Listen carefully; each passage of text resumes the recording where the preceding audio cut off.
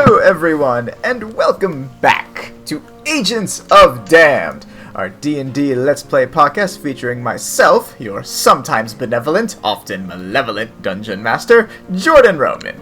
And as always, I am joined by my fellow players. Hi guys, I'm Katie, and I play Safe.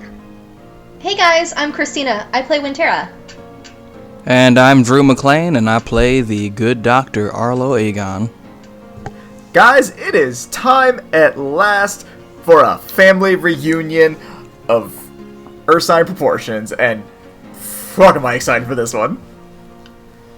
Let's do it. Hold on there, I'm with you on that, but I think we need a recap first. So, last time, the agents finished their meal at Big Betty's after their intense conversation with Ash. After filling their bellies with the questionably wholesome yet oddly empowering food, everyone set out to meet with Sibo to help with the experiment he mentioned to Winterra. Rightfully apprehensive at first, the agents eventually agreed to help in exchange for some magical items. After nearly killing Saith, Sibo declared the experiment a success and sent the agents on their way. Beating back up with Second Chance, the agents spoke with Ryan to report their findings for the day.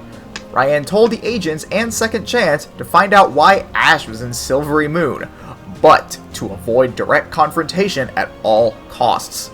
That night, Winterra had a dream about a time with her father where he gave her some encouragement to help cope with her feelings about a mysterious person named Oliver. The following day, Second Chance went to speak with Granifor and Sasava to gather more information, while the agents went to the Midnight Woods to speak with Winterra's parents. On the way over to Terra's home, they were ambushed by a large creature that grabbed Winterra from behind and lifted her high in the air, crying out, "My daughter!" And so we resume our tale.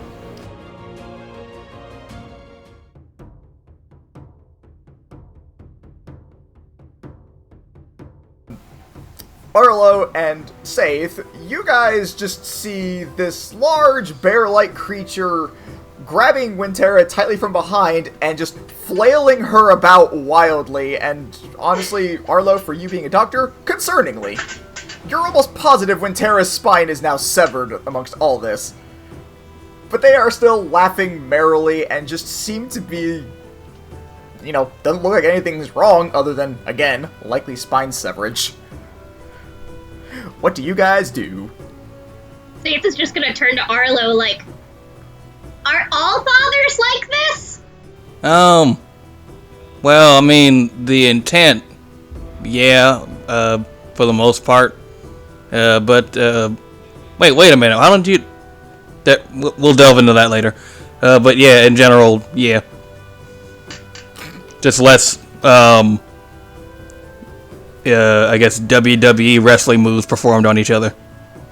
So this goes on for several minutes before this large being eventually puts Winterra down and spins her around so that they're facing each other and says, "My daughter, it's been so long since I've seen you. What brings you back?"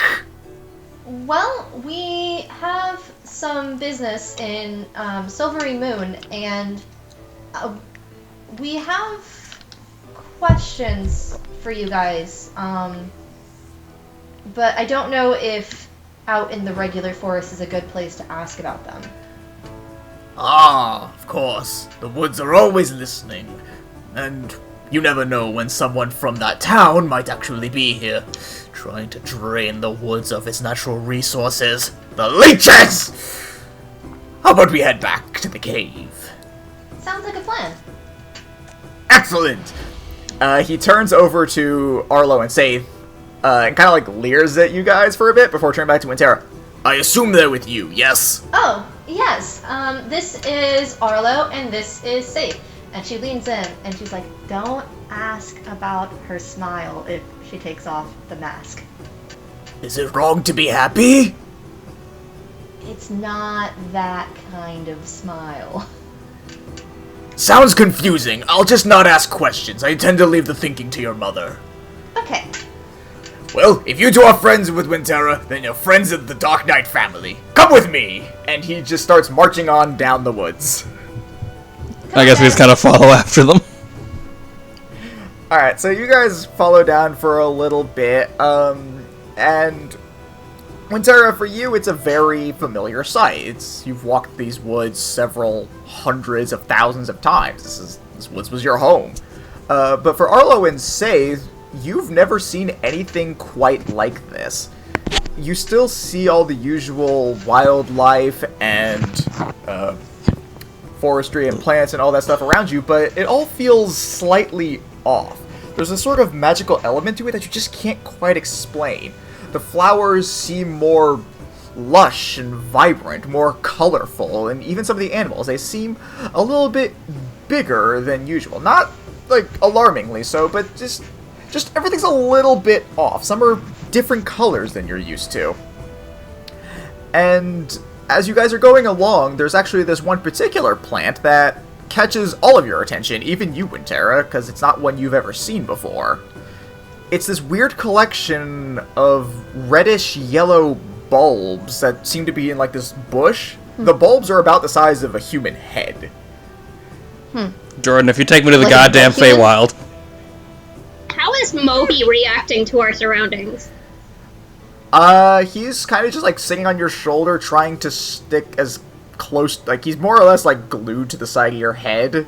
He's not terribly crazy about all this. So he's just uncomfortable. So is it like an adult human head or like a child's head? It's not an actual head, that was just a size comparison. Right. I'm just... Okay, then, adult. Oh, okay. Those are very large. Let me just pull out my lexicon of different head sizes for comparison, since I know that stuff. About the size of the head of a 22-year-old Frenchman. To be precise. You know Brock Lesnar's head? It's about That's that a big-ass size. head. Not one Brock Lesnar head. Right? That's top tier head. That's like the upper percentile of a big ass head. Brock Lesnar, if for some reason you end up listening to this podcast, please don't come to my house and rip my arms off. Also, please, Andrew, for the love of God, never speak about Brock Lesnar and say the phrase top tier head. You don't know ever Brock again. Lesnar's life. You don't know what kind of head he could give. He might give excellent head. Don't count that man out. Again, Brock Lesnar, Brock, we are please don't huge fans. beat me to Please death don't with come your, to Andrew's your house and kill giant him. strong man arms. Okay, so getting back on topic. Do you guys do anything? Nope. I mean, I'm gonna say out loud, like, I've never seen this plant in the forest before. As you say that, your father turns around. In case I haven't said it yet, his name is Ulrich, and he would have, like, introduced himself as that. I just forgot to. So Ulrich turns around.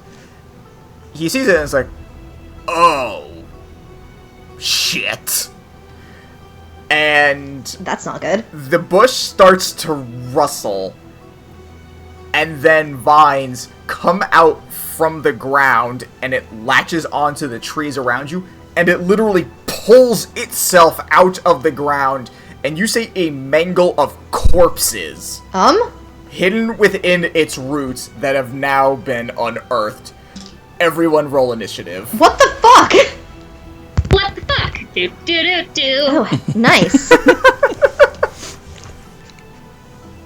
What if that was like Cool, the that's a like good Final one. Fantasy Thanks, like Stardust. battle start music, but like for us, every time like an encounter starts, it's just phenomena. Do do do do.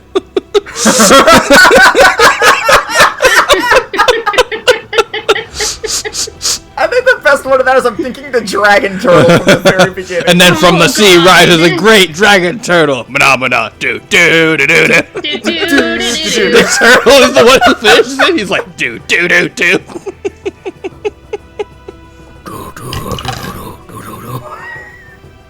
What's your fucking initiative? Damn, I got a 17. Mine's only a 12. So you, Wow, the person with, like, the best initiative bonus. I damn, know. Wow. safe. Okay.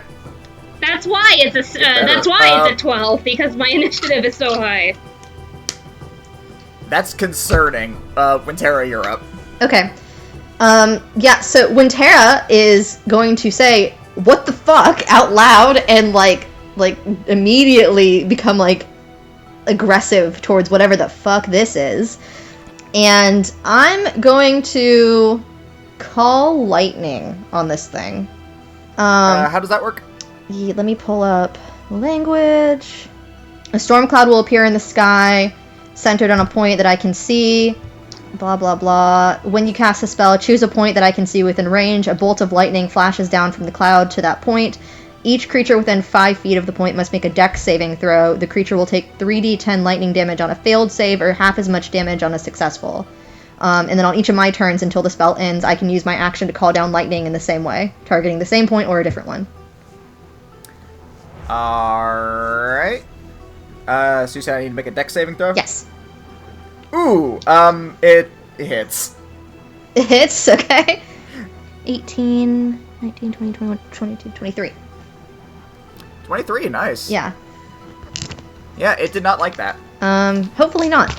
Yeah, so I'm going to call lightning down on it, and then as a bonus action, I'm going to shift into my long-tooth form.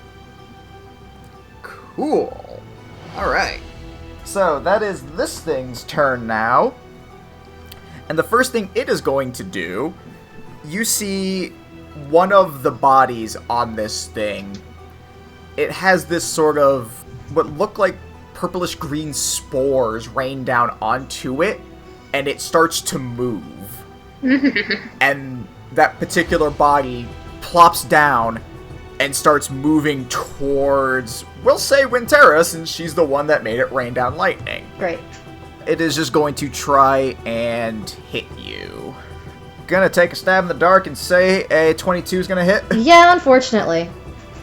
Alright, that's gonna be 4 bludgeoning damage. Okay. And then the creature itself is going to lash one of its vines out at you. Does a 14 hit? No. Alright, you're good on that one. Arlo, you're up.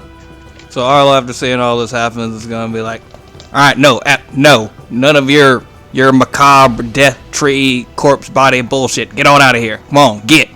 And then he's gonna cast command. Okay. I'm gonna need a wisdom saving throw.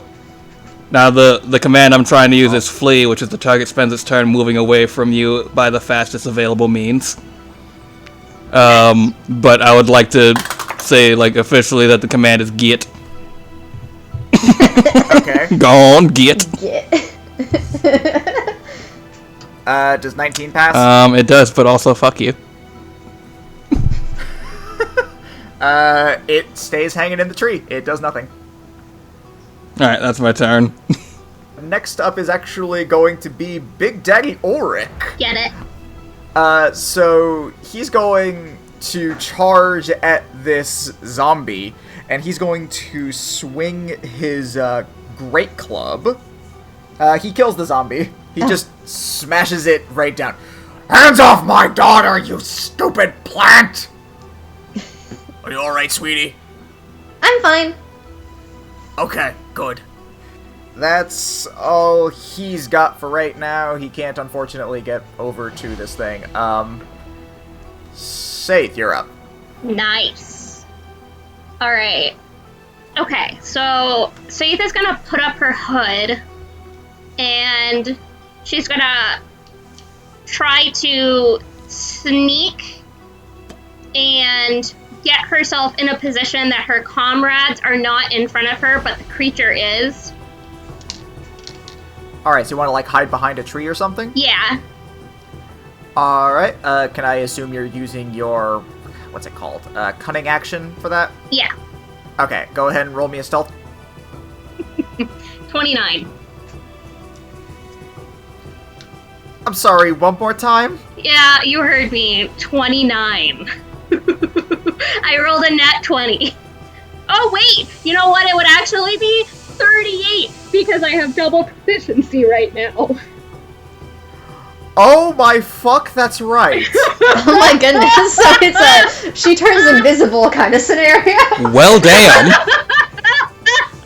Well, good goddamn. You guys just, like, look over to confirm that Saith is okay, and there is zero trace that she ever fucking existed. I think for a second we wonder if we ever really met her, if we just hallucinated her the entire time. Wasn't there another one of you? I gotta be honest, I'm not actually sure anymore. Alright. The timeline. Okay, what are you doing with the rest of your turn? Alright, so now that I am hidden in a safe distance away from my comrades and facing the monster, I want to use Burning Hands.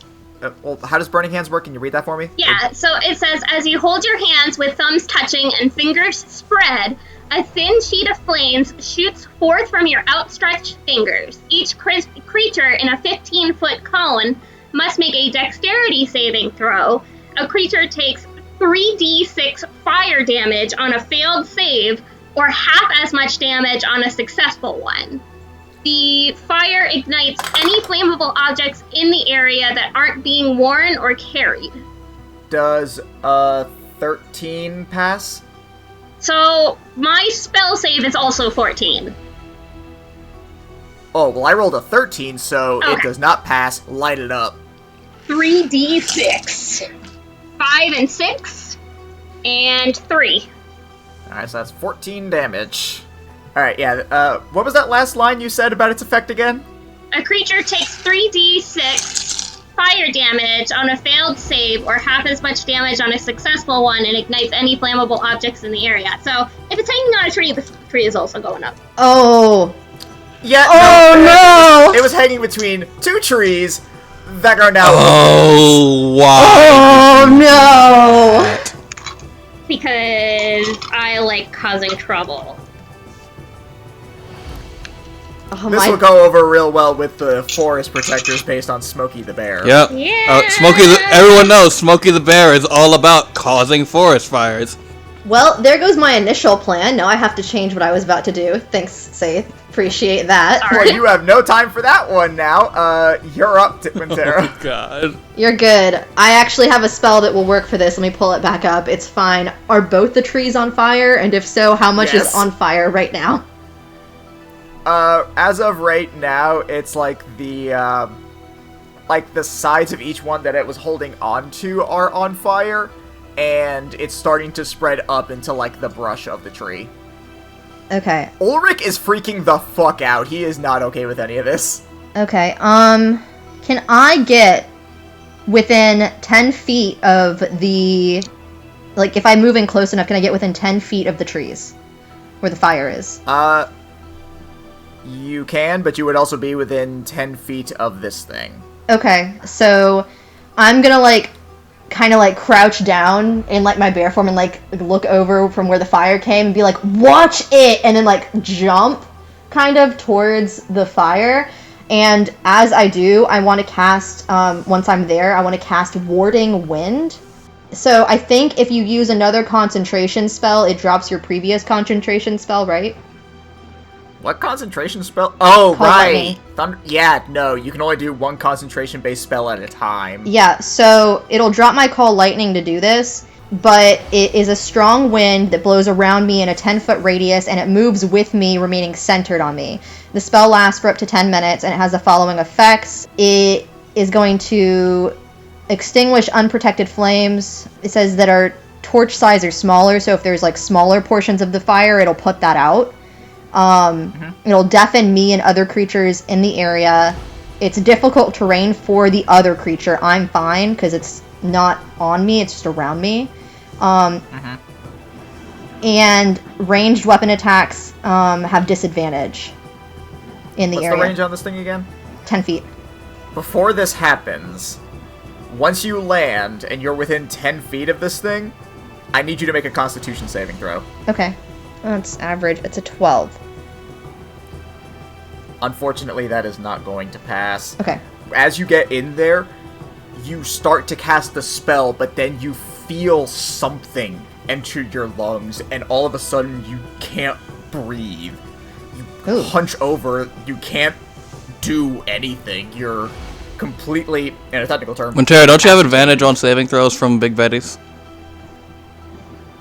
You do! Oh. Roll it again! Okay. Thanks. I got you, homie. And do better this time, please. I just called my wife homie, and I feel weird about that. Okay, that's so much better. That's a nat 20. Yay! Yeah, no. Okay, so everything I just said... Oh my god. Happened. It was just a bad dream. Okay. Yeah, no, so, you actually cast the spell. Your legs feel fine. I don't know where that first thought came from. It's just weird. You cast the spell, and the flames do start... They get reduced significantly to the point where it's just, like, small... Like, it's not going to spread anytime soon. You've more or less contained it quickly enough. Mm-hmm. As you did enter the 10-foot range, you smell just, like, the worst, most foul-smelling thing imaginable. Ugh. Alright, so that is going to be the creature's turn. Once again, it's going to, like, start shaking some spores loose, and another corpse is going to drop down. And... into difficult terrain. Coincidentally, you're right on top of this thing, so that's not really a big deal. And it is going to, they're both going to attempt to hit you. Okay. Does a 16 hit? No, it doesn't. My AC is 17. The zombie flails past you like a fucking idiot, and the tentacle attempts to lash out at you, but the wind from your spell just kind of causes it to veer off course, and it misses entirely. That is going to be Arlo. Alright, so, what's like with the, like, what's like in my general area? Like, if we had to pick like an arbitrary amount of space, what is within 15 feet of me in any direction? Within 15 feet of you is presumably your target, Winterra, Ulrich, some like trees and bushes and stuff. It's kind of like all the relevant stuff I can immediately think of. Alright, I just wanted to make sure so I didn't whiff this because I've been waiting to cast this for a while and I'm excited about it. Oh boy. I'm scared. So, Arlo casts the spell that he gained during his level up time and that he gained from working on his cleric skills. Spirit Guardians. So, the Spirit Guardians appear around me, and they're around me within 15 feet of me for the duration. Enemy creatures within 15 feet got to make a Wisdom saving throw, so we need Wisdom saving throw. On a failed save, they're going to take 3d8 radiant damage. Now, the way that this appears is that the spirits all look like a draconic music star, Ronnie Flash, playing as one of his hit songs, "Spectral Horseman Amongst the Clouds," a song that is different from any song on Earth. Like, you know, if I just picked a random song that sounds nothing like Johnny Cash's "Ghost Riders in the Sky," it sounds nothing like that. But that's playing all around you. That song that sounds nothing like that song that I mentioned. Is the spell's language specific to enemy, or is it enemy? So and everything friend? proceeds the way you want it to, but Andrew, you in real life, take 10 seconds. Ah, my brains! Yeah, they both failed their saves spectacularly, so do what you want to do. Neat. Let's roll some damage. It's gonna be 17 damage. On both of them? I mean, do you want me to roll it separately for each one? I mean, the zombie's dead anyway, so... These things don't have a lot of Yay! health. Daggy's turn. So, Ulrich is going to run up to this thing. Unfortunately, that means he now has to make a con saving throw. And I don't know if he's good at those. Most things that roll a 19 would be considered good at those. He just... Like, his nose kind of scrunches up because he also now smells this horrid, foul odor. He's like, oh, God, what the f... hate these things! And he is going to take 2 swings at it. That fully fucking hits. And that one barely hits, but he still hits. Man, that plant must not smell very good. Andrew, take 10 more seconds. Oh no, my mind. Alright, so this thing takes a pretty powerful beating from Big Bear Dad. It is dark, not bloody, but sappy, I guess would be the right word. Gross. Probably smells worse. Oh yeah, no, this thing is like, it's smelling worse by the hit. Saith, you're up. Okay, so I want to sneak over to one of the trees that it's hanging on and climb up it to the length of where its tendrils are hanging on. Just to clarify something, you did say that your stealth bonus was an 18 right now, right? Yes. Yeah, no, you don't even need to roll them right now. this thing's passive perception is less than your bonus, you'll pass. Woo. Damn, son. I'm gonna draw my short sword and try to cut its tendrils so that it is only hanging from one of the trees. Alright, roll to hit. 21. Roll damage. 5 plus 3, 8. So you do a pretty decent cut on this thing. It's not quite enough to sever its grip. Okay. But it does not appreciate what you have done at all. Back up the top of the order. Tara, you're up again. Okay, cool. Wait, hold on a second. What? I just realized we forgot to do something. Katie, you attacked while hidden. You finally get to do sneak attack damage. Oh my good golly gosh. It only took us 9 fucking episodes. But Saith finally gets to use sneak attack. Roll 36. Sneak attack! Oh my. I feel like I'm in one of those Pee Wee Herman episodes and somebody said the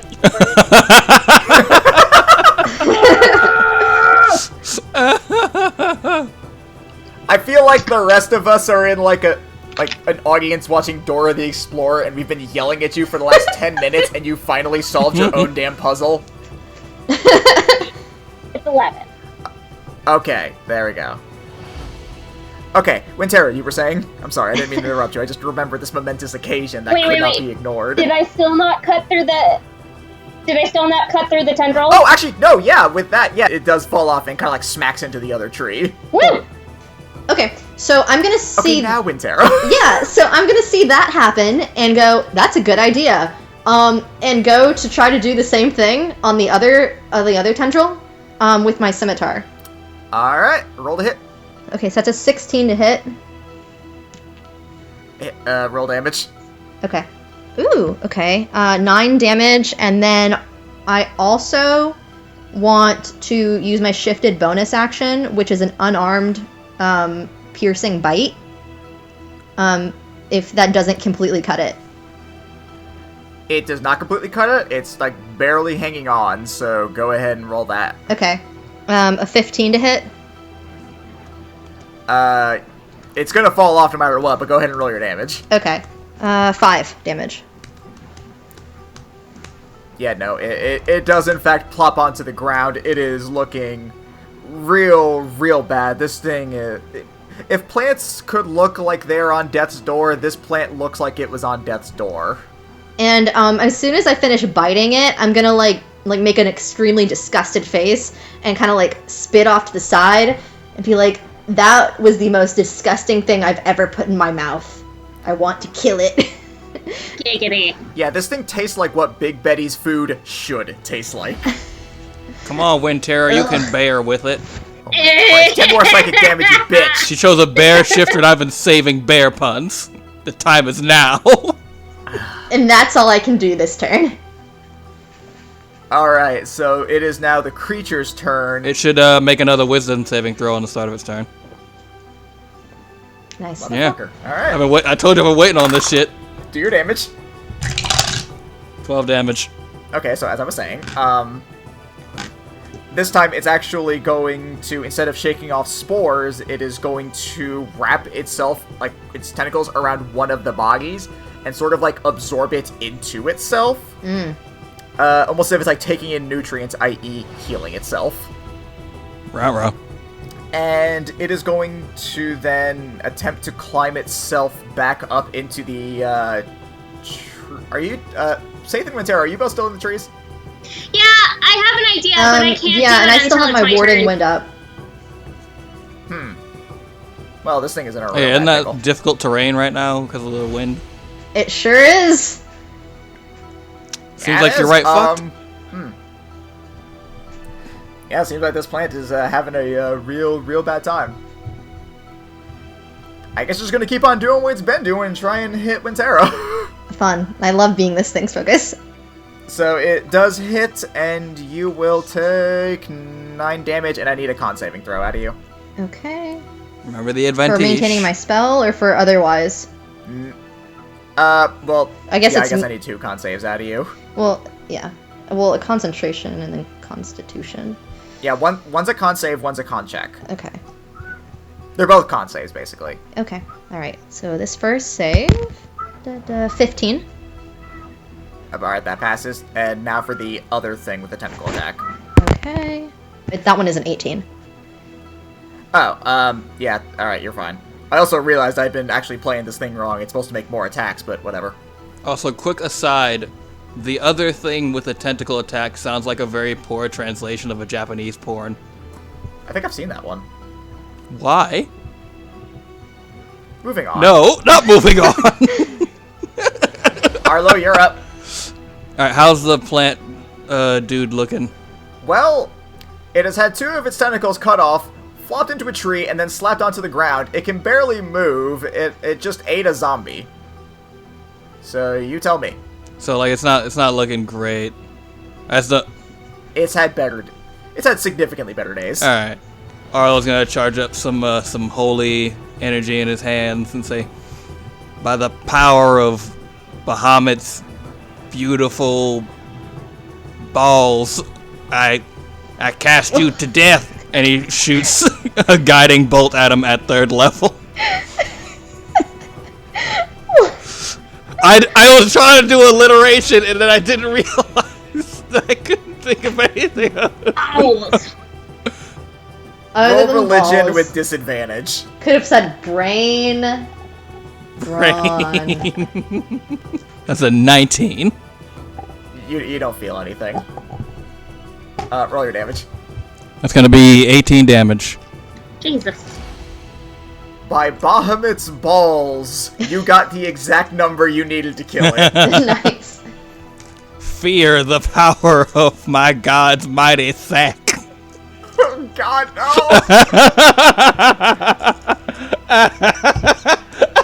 His god is somehow just amused enough at his antics with that roll. Somewhere Bahamut What if that's weeps. what if Bahamut likes that? What if Bahamut's just like, yeah, fear my sack? Oh my good golly goodness. The Platinum Dragon, known for his chrome cubes. Why would they be He's cubes? a god, don't worry about it. It seems like a medical issue. No, he's fine. So, yeah, as this radiant light strikes this creature, it just immediately just starts to wither up.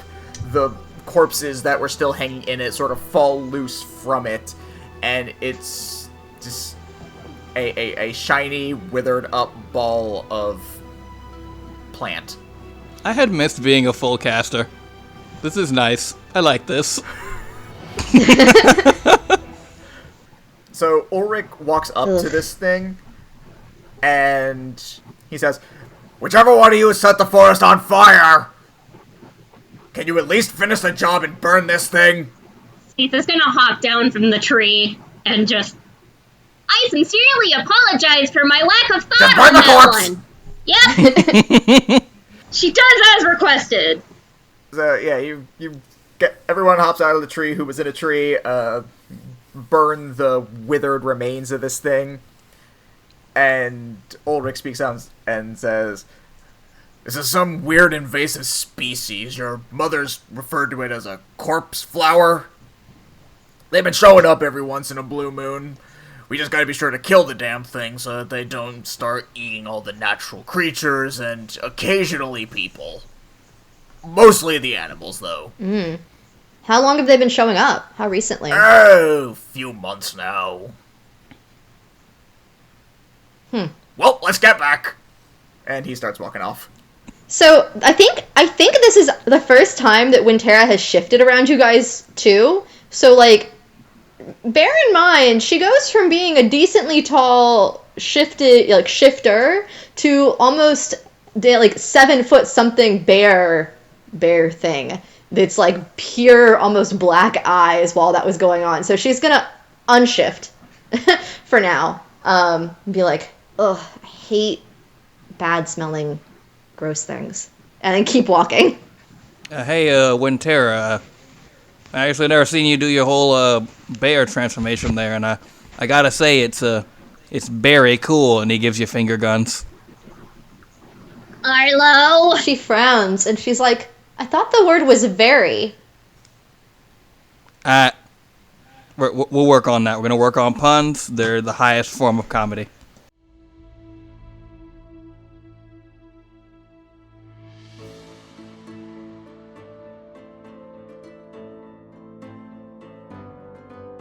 So you guys walk along for a decent bit, and eventually you come into this clearing in front of a cave.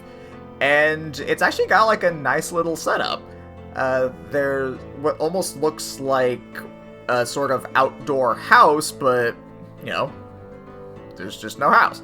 So you have a table with chairs made of rock and wood. Seems to be just like all sorts of furnishings and stuff. But it's also very simplistic. Pretty much just a place for them to spend time together. And then inside the cave, if you guys were to take a peek in there, you would see a couple of, like, what look like just not bedrolls, but like basically just piles of, like, just a sort of bed mound would probably be the best way to describe it. 4 in total. So Ulrich turns to you all and says, "So your mother's out right now. She had to go do something in the woods. She should be back soon, though. Not quite sure where your brother's at. What was it you needed to talk about?" Right. So we're on business in the town, and we were brought there because of an unusual election that's happening. And she kind of pauses for a second, and then she says, there's a beholder and Yanti in the town, running in the election, the beholder specifically, and I don't remember ever seeing either of these things near here before. So, as you say he does appear to be a bit caught off guard. Roll me perception. Ooh, that was an 18 plus 5, so 23. You see a bush rustle just out of the corner of your eye, and as you turn towards it, you see a very familiar, large bear-like creature barreling at you. Instinctively, you reshift. This won't count as one of your shifts for the day, it's just for flavor. Okay. As you brace yourself, as your brother tackles you. You and your brother get to wrestle. Oh my god. Alright, so here's how this little wrestling match of yours is going to work. It's going to be a best 2 out of 3 athletics roll-offs. Oh my gosh, All right, okay. So, first one, go ahead. 16. So he gets the jump on you, but because you saw him coming, you were able to sort of anticipate it, so as he jumps, you sort of flip him over you and land on top of him. That first one was yours. Alright, one more. Ooh, non-nat 20. Oh, wow. That was a 17 on the die. That is impressive. Unfortunately, as you go to pin him, he sort of, like, manages to roll back on top of you, just growling viciously. He got that one. Last one. Let's see who wins this. Okay. 17. So you managed to push up just a bit, almost enough to get it down, but then at the last second he puts his full weight down and pins you. Ha! Gotcha again. God, I hate you so much. Good to see you too, Winterra. So he shifts and gets off of you. And in his unshifted form, he's actually rather slender, and even, like, regardless of whether he's shifted or unshifted, he's actually slightly smaller than Winterra. He's more of a, sort of a lean build as opposed to more of Winterra's muscle. You see that he has 2 scimitars on his back and a quiver attached to, like, his waist. Winterra, there's also one particular thing that you notice that's a little bit different about him. his right arm has a patch on, like, the top of his forearm that's now missing hair that used to be there. And on top of it is this weird black mark that almost looks like an arrow. And that was not there the last time you saw him. She's gonna go to, like, kind of grab his hand and, like, arm and, like, try to inspect the spot. Like, what's this? Where did this come from? Oh, well, so the patch and the arrow are two entirely different things. The patch was me trying to help out someone in town. Not sure if you heard of him, he's this asshole named Sibo. Oh my gosh! Yeah, he asked me to help him out with his weird experiment. Blew up on my arm. Fortunately, I was fine, but the hair would not grow back for, like, months. Or to ever, honestly. But then, a couple months ago, I found this weird snake guy just lying in the woods and helped him out, and he gave me this, I think he called it a tattoo to kind of cover it up. Wait, a weird snake guy? Yeah, Nelg. He lives in town, he's pretty cool. Interesting. Okay. He's actually got magic powers, wanna see? Sure. Alright, so the next thing you see him do is actually grab the swords off of his back and sort of shink them out. And then he puts... You notice that the swords are a little bit weird. They're scimitars, but at each end, one has a small hook, the other one has like a small hole. He hooks them together, and then pulls, and a small wire comes out of the hook end. He puts the two ends of the swords together and twists, and the wire goes taut, and he's essentially converted his two scimitars into a large bladed longbow. That's pretty cool. He then pulls out an arrow from his quiver, and as he pulls back, the arrow mark starts to turn from black to white as it lets out this mystic glow. And he shoots it the arrow into a tree, and then immediately grabs another one and shoots again, and it hits the exact same spot, splitting the arrow clean down the middle. God damn it, Wow. that's cool. Yep, couldn't do that before. This thing kind of helps me aim a lot better. Well, I mean, that is really cool, and it seems pretty helpful for what you do. Oh, yeah, definitely. Makes sniping out the intruders way, way easier. Speaking of, what are you doing here? So you know how I left and I joined up with, that group, Damned? Oh, yeah. Yeah, so we're actually in town on business. We're there because of the snake people, actually, since it doesn't seem like they used to live in the town before.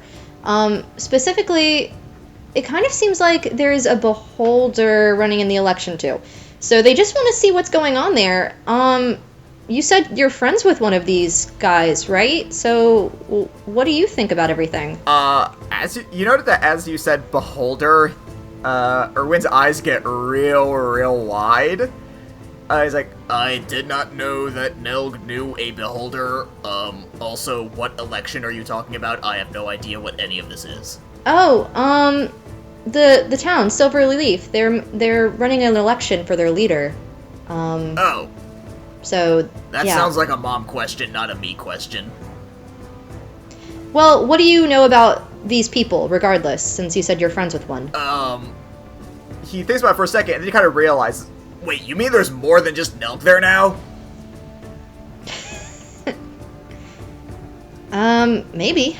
When was the last time you visited him? Well, I mean, we'll usually meet up in the forest just to chill, but I haven't, like, been in town with him for, like, the last few months.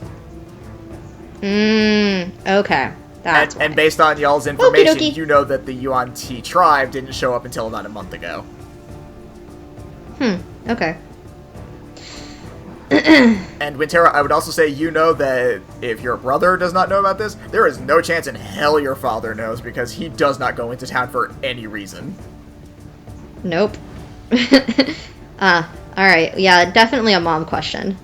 As most questions are. That's some real ass shit just from life. Right? Life is stranger than fiction, my friends. Dad, can I Fair go do enough. this? Ask your mother. Dad, why are there Yanti in the village? Ask your mother. I'm a dad now, and like I do that. I never thought I would. I was like, I don't fucking know. Ask your mom. It's exhausting. I just don't know. And I was like, just ask your mother. I don't fucking. There's so many questions about things. Oh my god.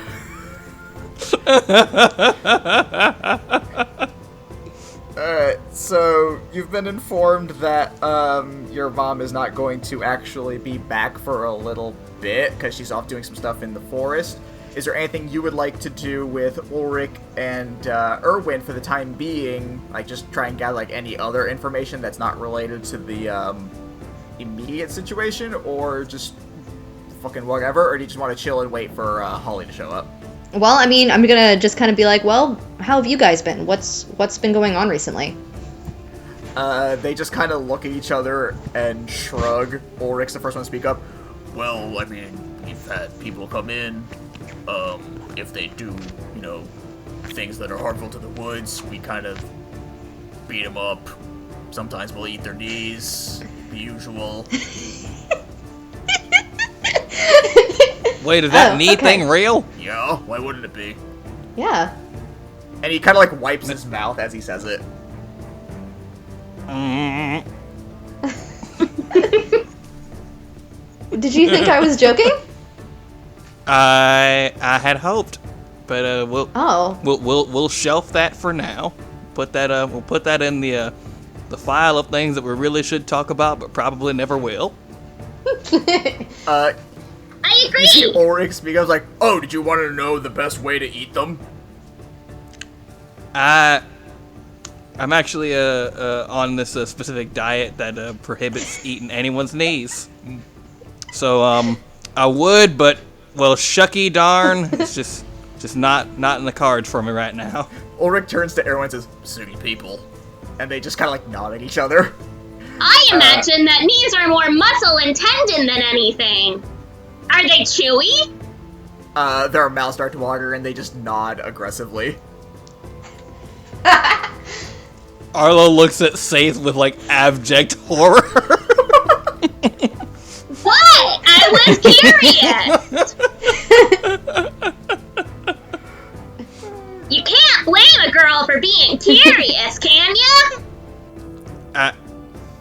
So many times you say things and I don't know what to say back to them. This is one of those very many times, Saith. That's probably fair. Other than the topics of what we normally consume, I mean, this is my dad and this is my brother, guys. If you want to talk to them, feel free. Otherwise, we just kind of have to wait until my mom gets here because she knows a little bit more of the goings-on of town. Because, she goes in town more often than I think most of us did before I left the forest. I go up to Winterra's brother. I go, so, Erwin, what you guys do for fun around here? Oh, well, usually, I'm actually the ranger around here, so I tend to be the one who's more of like a scout. So I just kind of jump around in trees and make sure no one does anything unsavory to the forest, like, say, set the trees on fire or something really stupid like that. Yeah, that would already be apologized. ridiculous if anyone did that. Erwin immediately looks over Arlo's shoulder as Saith says that with a death glare. It's like, What was that? Nothing. Don't mind her. he just glares and like slowly shifts his attention back over to Arlo. Yeah, if I ever saw someone do something like that or found out about it, they'd probably never wake up again because they would find an arrow between their eyes and knees off of their legs. So, not to try to distract you from that train of thought, but want to just go out and shoot some beer cans or something cool like that doesn't involve murdering my friend Saith. What's a beer? Do you want to go shoot at some shit? Sure. Hell yeah. Do you know where any good forest Safe, you intruders coming? are? we could do some practice shots. Okay. Alright, so you and Erwin go off to shoot. I guess he's gonna shoot arrows. What are you going to shoot? I think I. Hold on, let me check. I think I have a crossbow. That's standard equipment. Yeah, I have a light crossbow. Alright, roll me a ranged attack real quick. That's not too bad. That's 16. You guys are actually pretty, like, evenly matched when you do it. Like, you're pretty on par with each other. But he is, because of the magic tattoo that he is ever so slightly more accurate than you are.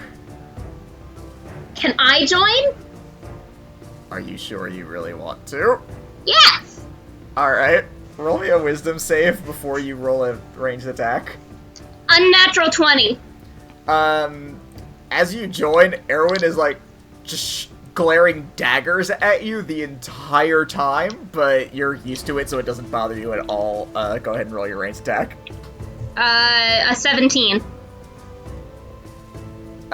You are actually like, very much on par with Erwin. Like, you're able to mirror every shot he does.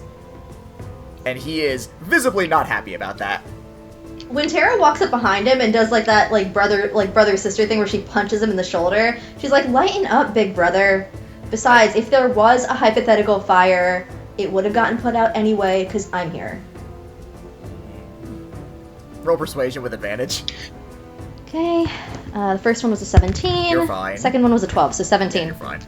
Like, alright. I guess I'll let it go this time.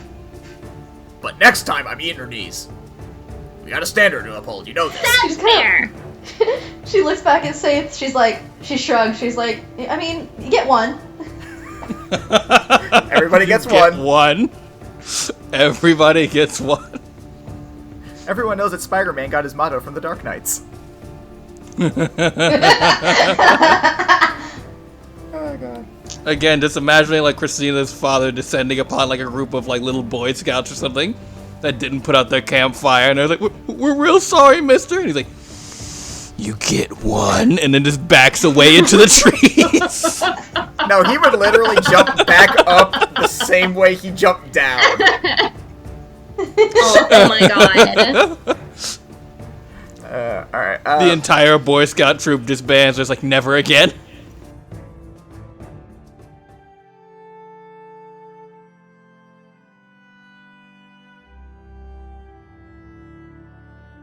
So, a couple hours pass. I would say at this point it's about noon or so.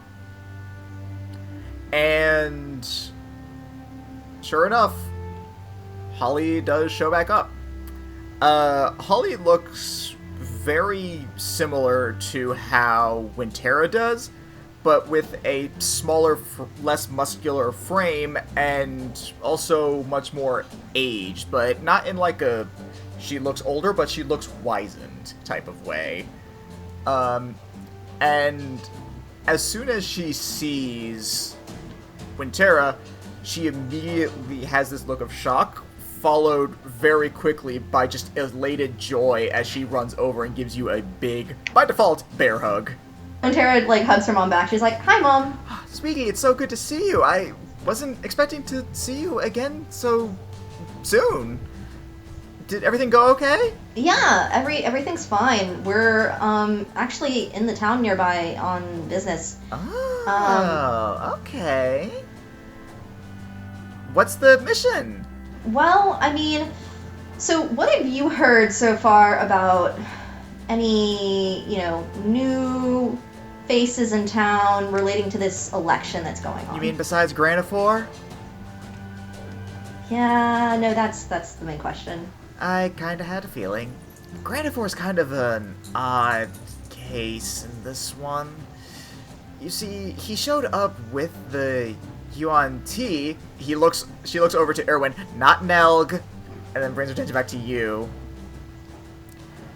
About a month ago or so, and at first everyone was understandably concerned about it. Even when I showed up to do my thing, it was...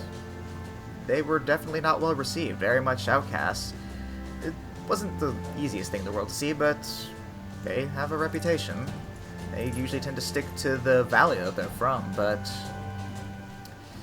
The strangest thing is, after about a week, literally after a week, everyone seemed okay with them. Like, almost overnight. They went from being afraid and nervous to treating them like they'd always been there. Safe, what was that you said the other day in the call about the... What did you call it? Amulet! Oh, a charm! The charm? Mm-hmm. Yeah. A charm? Who had a charm? I met Granifor and his assistant. When Granifor started to lose himself and go into a state of an inability to control himself, his assistant raised a charm which glowed, and then he became calm again. Sounds like some sort of an enchantment charm. That is strange. I suppose it could be some form of hypnosis or even a emotion-based one. It's hard to tell without being able to get a good look at it. Well, Mom, that's the thing. You know, it only seems like outsiders to the town are worried about everything. You said it yourself, everyone in the town after like a week has been okay. So what if whatever this is, or whatever they're doing, or, you know, however this is going on, takes a week? I need all of you to roll me insight checks real quick. Ooh, 17, 5, 23. 14. 22. Winterra and Saith, you guys, as you're having this conversation, sort of come to a weird epiphany. Not only is it the people who've been there for a while, but there's also one other notable exception to people who seem to not be falling in line with this. And that is... The other candidates. Olma. No, the Niavara. girl candidate. The elf. Oh. Because they're immune. To what? To charm. Being charmed. Yeah. Oh. Sneako. Is it possible that they could be broadcasting somehow? I don't know how they would do something like that, but I suppose it's possible. I mean, magic is... There's plenty of... It's endless possibilities, really. Have you noticed anything weird on the edges of the forest? Not necessarily. Like I said, the only thing I've noticed was the abrupt change, and as you've pointed out to me, how the travelers seem to be immune to it, and apparently this Niavra? She was the one who was Illustrial's apprentice, right? Mm-hmm. Yes, she was normally a bit of a shut-in before her master's passing, so I didn't really know her that well. I'm not really sure what to make of all of this. How often are you in town? Once every other week, usually. Just to check in, make sure everything is okay, make sure they understand to respect the forest, all that stuff. Lest we take drastic measures, but we don't need to talk about that now. The drastic measures, the eating of people's knees. Oh, no, that's standard. I mean something far worse. I am concerned. Well, if you ever want, don't worry about to it. find out, why don't you go ahead and destroy a section of forest, and I'll be glad to show you. No, thank you. Good answer. Is there anything else I could maybe help you with? I'm sorry I can't give you more information than that. That's really all I know. Do you know if there's anybody else in town who might have more information? Well, if what you said is true about Nyavra, then she'd probably be the only one who could provide you with any sort of information without being obstructed by whatever this enchantment magic they're doing is, since she seems to be the only one who's fully immune to it. Winterra, like, leans back, and kind of stares up at, like, the forest, like she's thinking, and, like, she sighs, like, really deeply, like she's very deep in thought. This just worries me, Mom. I don't want anything to happen to you guys. Well, fortunately, I recently made my run in town, so I won't be there until well after this election is over, so unless they come into the forest, I think we should be safe, and even if they do, we have the home field advantage. Winterra smirks. She's like, yeah, that's true. You be sure to be safe out there as well, alright? We will. We're not supposed to be in town for more than a week. Well, at the very least, that Huh. means you shouldn't be under the effect of the charm, since it took a full week for that to happen, so... Yeah. Okay, well, definitely don't stay for more than a week. Got it. She goes in to, give you a hug again, and just whispers into your ear, "Please be safe. I can't lose you two." I won't. I won't, Mom. I promise. He pulls away and looks at you. You can see there's a strong amount of pride in there. She pulls away and, well, don't let me keep you from work. You do what you need to do. I have my own duties here that I still need to attend to, so... But if you do need anything else, please, don't be a stranger. Definitely not. Thanks again. Of course.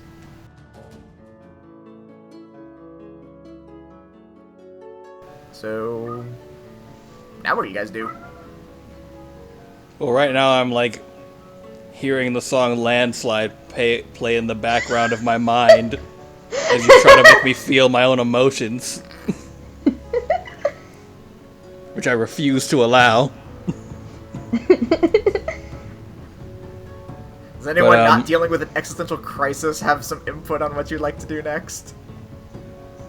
I think we should just, like, head back to the town. Alright, does anyone have any objection to that one? Nope. I think that's a good course of action. I think we should regroup with Team Second Chance, but I'm already starting to get like an idea of the plan, but I want to see what info they gathered first. Okay. So you guys make your way back. Fortunately, since you guys already managed to make the trek once, there's nothing too crazy to run into along the way. You do go right past the site of the corpse flower battle and see it is in fact still a burned, charred little husk, so that was fully taken care Well, of. that's good. Unfortunately, the forest has burned down in its place. No, I'm kidding. Oh, fuck you. So you guys make it back to town, and as you head over to try and find Second Chance, you pass by the town square where there's a bunch of shops and stuff, and just kind of loitering around, you actually do see Second Chance just kind of speaking to a albino Yuan Ti that's just sitting at a stand. You have a lot of albinos in your campaign. I have 2. That's statistically a lot. Don't be racist. That's not a race. It's a Yuan Ti. It's a medical condition. Oh, we should probably like wait for them to be done talking to them and then like kind of motion them over. Well, the person they're talking to is just a singular Yuan Ti. It's not like they're surrounded by a bunch of them. Okay. Right, but they might be getting information or something, and I don't want to, like, scare the person off. Alright. If there's, like, suddenly 6 people around you, like, that's a little alarming. We could Fair. still Arlo could go out there like just like singular and go up to their the group leader and be like, "Hey there, bud." Oh my god! That was Raylan, by the way. She just immediately jumped basically out of her skin. Just Oh, Arlo. Okay. Hi. You all right there, Raylan? I've had a day. All right. Well, that's actually what I wanted to talk to you about. We wanted to touch base, see how your day went. I mean, obviously your day was a bit more arduous than ours. We did fight a plant monster. That was pretty fun. Yeah, sounds neat. Awesome. Yeah, why don't you first, gather yourself, center yourself, find your center, breathe deep. Okay, woo-sa, woo-sa. In through the nose, out through the mouth. All right, you're okay. You're fine. Okay, I'm fine. We're right here with you. Stay present in the moment. You're all good.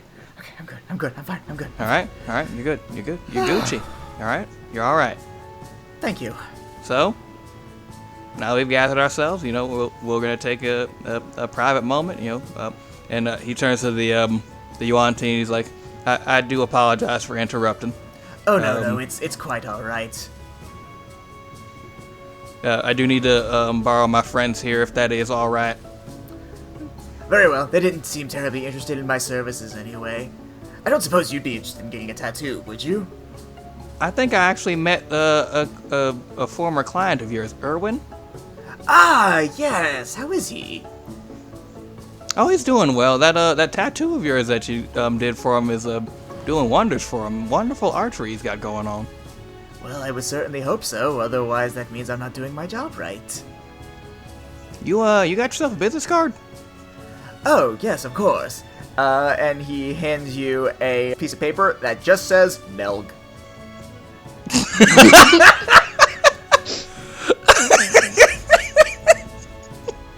I don't know what I expected. If you ever need me, you can find me right here. Name's Nelg. Right here in this spot every single day, all the time. I barely move. Yeah, the storefront doesn't say tattoo parlor or anything. It just says Nelg in big ass letters with an arrow pointing down. I am Nelg. Well, My now it services does. are Nelg. I offer Nelg in a wide variety of Nelgs.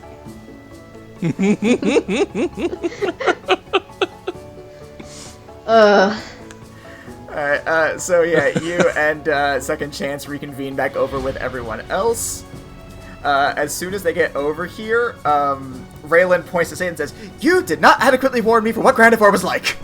Yeah, he's pretty disconcerting. So remember when he was a beholder? I know, but you ever talked to one of them? Not yes. It's a lot. Even if you bear in mind, yeah, beholder, it'll be fine. It's not. It's never okay. It is really stressful. And these two did not help. That's not surprising. Yeah, you look at Forngal and Seven, and they just look super confused, like they don't understand what the problem is. To them, just nothing happened.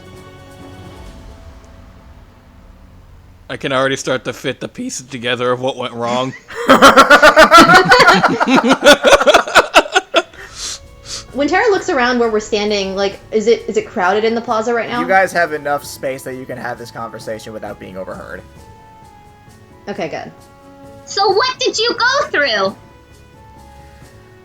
Well, while talking to him, he almost went berserk a couple of times.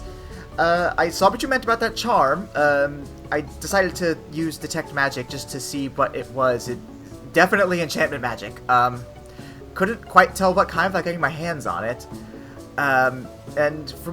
He just tried to It was really weird. He sounded sincere and nice, but also like he thought I was the dirt. I really couldn't get a read on him, and I think the fact that he almost snapped several times didn't help anything either. But again, he seems genuine? I really don't know. So the conversation didn't last terribly long, because I couldn't handle it anymore. And I sent Seven to just keep an eye on him for a little bit. And Seven just kind of like nods approvingly and says, "I remained as quiet as the not night."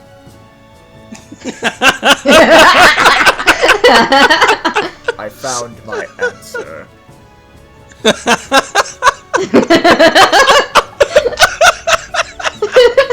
He's been like this all day. Winterra kind of like, you know when you put your head in between your shoulders and like try to make yourself as small as possible, like, oops, and holds her hands out.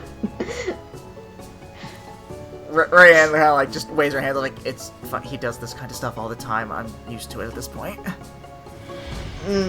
Okay. But he did manage to find out something pretty interesting.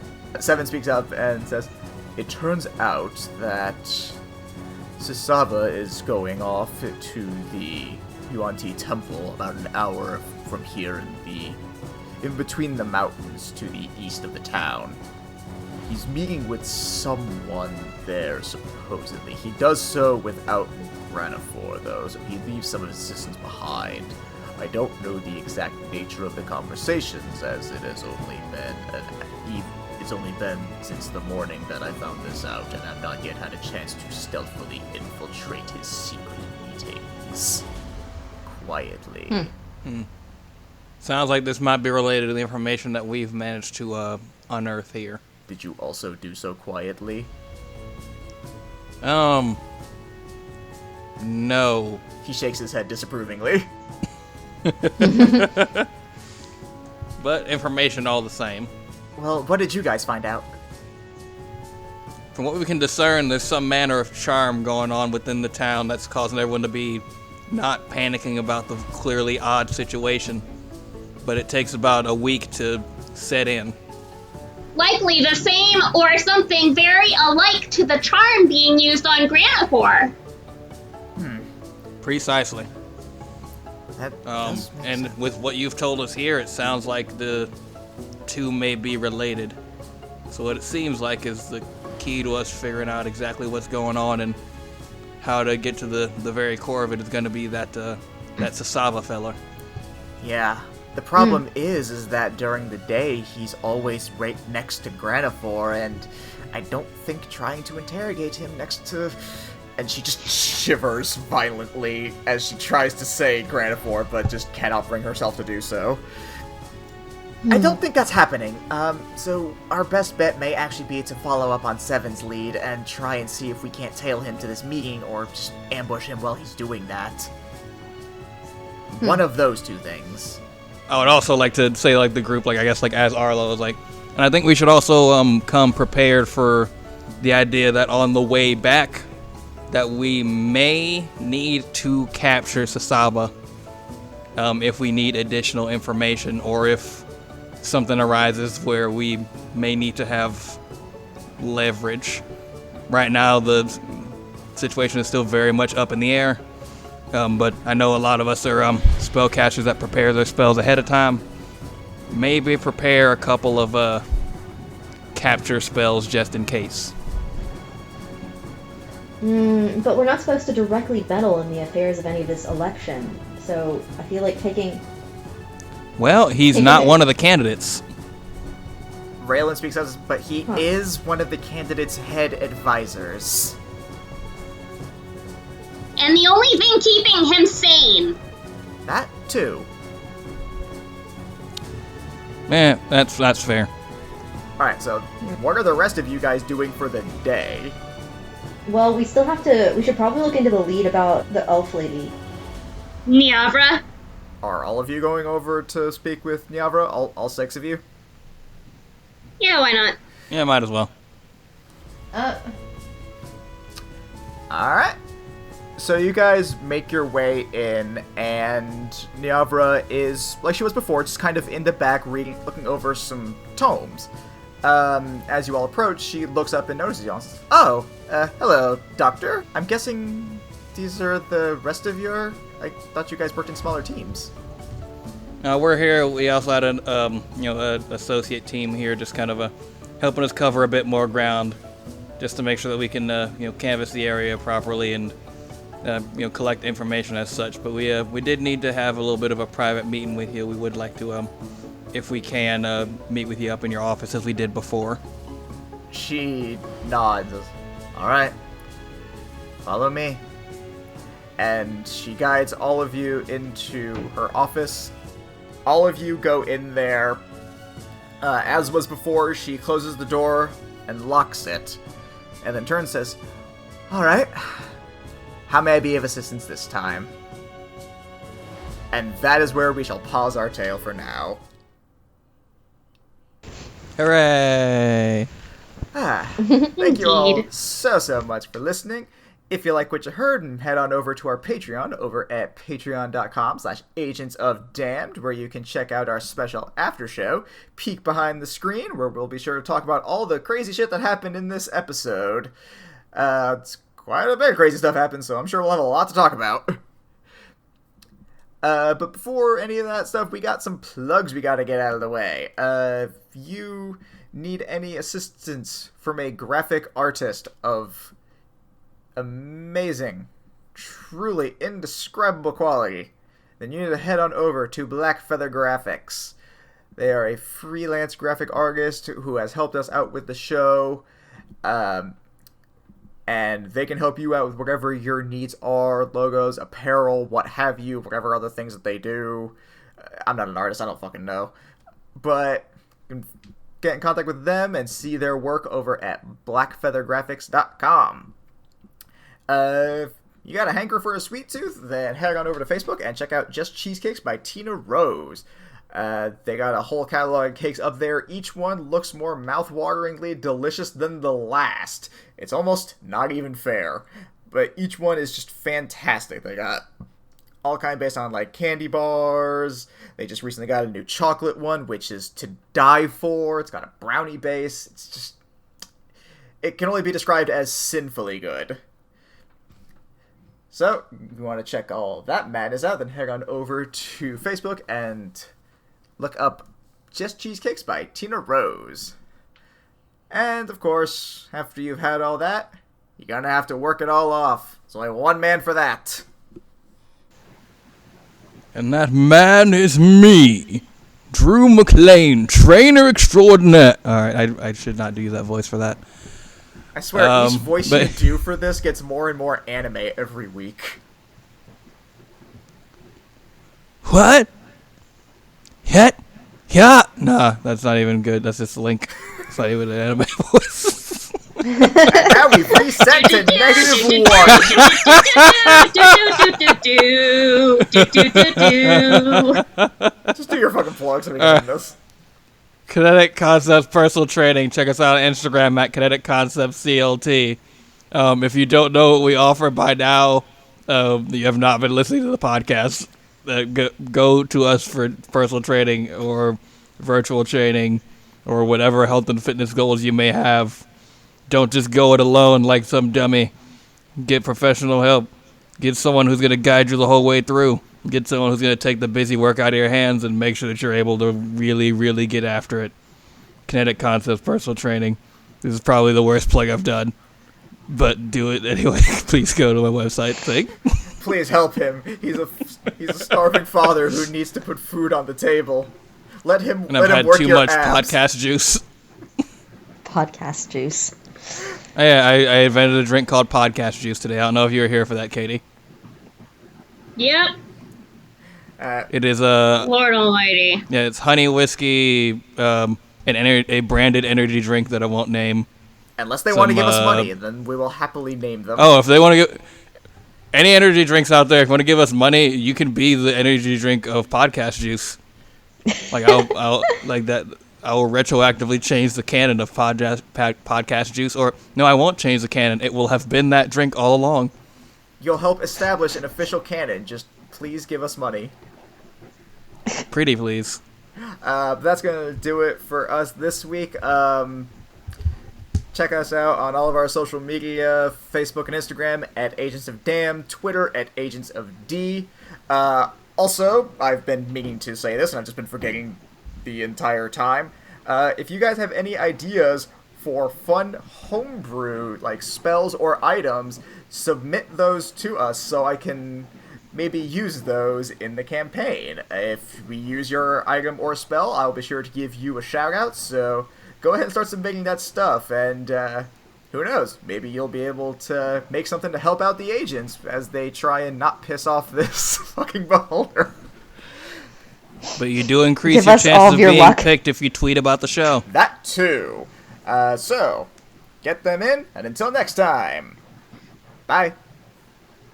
Bye, guys. Bye. Bye.